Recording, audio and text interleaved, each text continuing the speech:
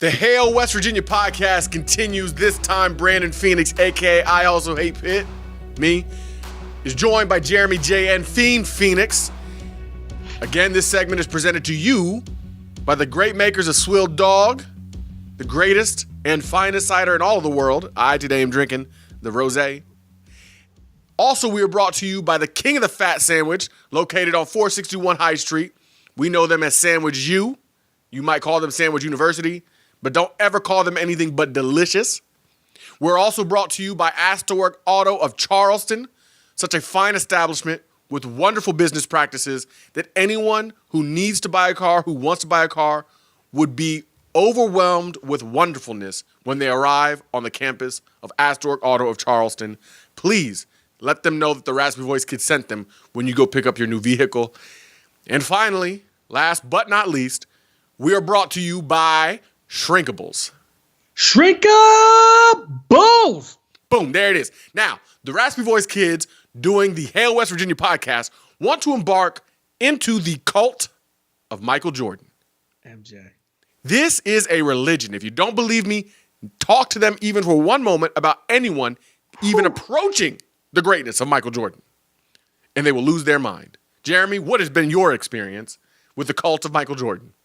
Sometimes I dream that he is me, like Mike. Everybody has that stuck in their head. Look, let's not get it twisted. We like Michael Jordan. You think he's the greatest ever? I feel like he is the greatest ever. I feel like he is the greatest ever. I just feel like can be debate. But the biggest thing for me is what we're focusing on is all those MJ fans who are so unreasonable. They won't even hear arguments. Anything you say, anything you do. Like I talked about LeBron having 51 points, 8 rebounds, 8 assists, had one of the most spectacular game ones that anybody's ever seen. If you watch the game, it was even more ridiculous than the stats were. And all I got was, because I said, what could Jordan have done more than what LeBron did? Answers were, win 6 rings. It's so ridiculous. You're trying to make me hate somebody I don't hate. That's what you're trying to do. This all started for me. The genesis of my feelings started back with Kobe. It's back when they gave Steve Nash Kobe's MVP awards. Kobe leads the league in scoring. Kobe's first team on defense, but he's not the MVP. That doesn't make any sense. And I didn't like Kobe Bryant. I didn't like the way he walked. I didn't like the way he talked. I didn't like the way he tried to be Michael Jordan. I didn't like the fact that he took Brandy to the prom. I thought it was all fake. I thought it was all fraud. I hated that he went with Adidas instead of with Nike because he was trying to be different from Michael while still trying to be Michael. But then people started acting like Kobe wasn't the best player in the game. And I couldn't stand for it because we keep it real. And you're not going to tell me my eyes are lying. You can't tell me he's a first-team all-defensive player and he leads the league in scoring, but he's not the most valuable player. You can't tell me that he's not close to Michael Jordan when the man has 5 rings and all the statistics to go with it. When he's just driven. Stop it with the Michael Jordan has 6, 5 and 6. You're splitting hairs. You're splitting hairs. But my whole point with that is when I talk about LeBron, it is not because I'm a LeBron stan.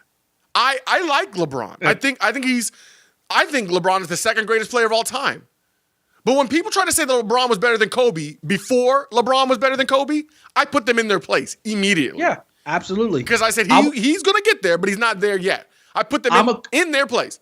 I'm with you. I'm a Kobe guy, and I can admit LeBron has surpassed him. That's what it is. Said, that's the only reason why I go so hard for LeBron right now is because people act like he's not close to Michael Jordan. Are you crazy? They start citing his finals record. What I told one guy is like, you're sitting here talking about how he didn't win the title, so that makes him a bum. Essentially what you're doing is you're clowning a guy who qualifies for the Indy 500 on a BMX because he didn't win it. Okay, he shouldn't even be in the race, but he is. Be in the race. He drags these teams up hills. He drags these teams up mountains that have no business being in the finals, but they are because he is great. He is LeBron. He is King James. Stop holding him to unfair standards. Michael Jordan could not have taken that 2017 with Delonte West and Ilgauskas to the finals. Don't tell me he could have. He couldn't have. He couldn't get out of the first round in his first 3-4 years minimum. And don't talk to me about because it was the Celtics, because when it comes to LeBron, there are no excuses that are acceptable. Excuses. Yep, none. There's no. You never allow a valid excuse. Ever, so with Jordan, there's no excuses. With Kobe, there's no excuses. Judge them all on the same standard, on the same standard that you hold Michael Jordan to, hold LeBron to. Because, and when I say that, what I mean is, don't tell me it's all about rings. Because if it is, your GOAT is not Michael Jordan. Who is it, Jeremy? You know who it is? Bill Russell. That's who your dog is. 11 titles. He went to 13 of them. He won 11 of 13 championships. And again, don't start qualifying how he won them or why he won them because you don't hear it any other time. All you say is all that matters is the rings. Michael Jordan himself said the reason that he thinks Kobe's better than LeBron is because Kobe has more rings. So if that's the case, Mike, you just said that you believe that Bill Russell's greater than you. And I'm okay with that. I will also say this. Just be consistent and honest. Be consistent. I do want to say two things real quick. Here's one thing, and we're not necessarily comparing Michael to LeBron. I think it's so close. One thing I'll say is they criticize LeBron for certain things, like leaving. I'll say Jordan didn't ever have to leave. Why? Because first of all, it was a different league. People didn't leave then. But more importantly, if you leave a team, what do you want to do? You want to go to a team with a young roster, an athletic guy, a good coach, good shooters. Jordan had that around him the entire time. When he came back, he had Scottie Pippen as his right-hand man. He had Horace Grant. He had Dennis Rodman. He had shooters. He had a Hall of Fame coach. Why did he have to go anywhere? Tony Kukoc. It was set. What people want are young, athletic teams with good coaches. Jordan had that both times he was here. Now, here's the thing. You want to compare Jordan and LeBron and just mention this. All right, so if you had to pick a head coach that you wanted to coach you, would you rather Phil Jackson or anybody that LeBron has ever had? Anybody. Oh, say Pat Riley. So I can tell you LeBron won 2 when Pat Riley was his coach. As a number 2, who do you want? Scottie Pippen or anybody that LeBron has ever had? Wait a minute, he had D. Wade. Oh, that's right. He won 2 when he was with D. Wade for that short time. So name somebody outside of that.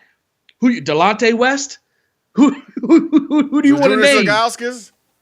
Oh man, the dude number 6, J.R. Smith. 67-year-old Shaquille O'Neal. Because when he had Kyrie Irving, he went to 2 and won 1. Against a 70-win team when they were down 1-3. Now, mind you, as I say this, Michael Jordan is my GOAT. So I'm not being a homer. I've said it consistently, repeatedly. Jordan's my GOAT. But stop hating on the greatness of LeBron. It's absurd. All you're doing is showing the salt oozing out of your pores. Stop. Dennis Rodman, or Varejao. I'm going to stop it right there. That's all I'm saying. Look, Jordan the greatest of all time. I'm just saying, quit being over the top when it comes to not hearing any arguments. Get out the cult. You saw what happened to David Koresh. Amen.